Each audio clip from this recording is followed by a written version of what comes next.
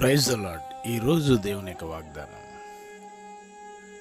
ఆయన దీనులను ఉన్నత స్థలములలో ఉంచును. యోబు గ్రంథం 5వ అధ్యాయం 11వ వచనం. ప్రియులరా, ఆయన బలిష్టమైన చేతి క్రింద మనము దీన మనస్కులై ఉండాలని దేవుడు ఆశపడుతున్నాడు.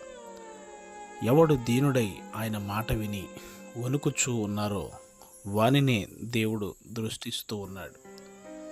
ఆయన దీనులను ఉన్నత స్థలములలో ఉంచే దేవుడై ఉన్నారు. కృంగిన వారిని లేవనెత్తే దేవుడు, పడిపోయిన వారిని ఉద్ధరించే దేవాది దేవుడు.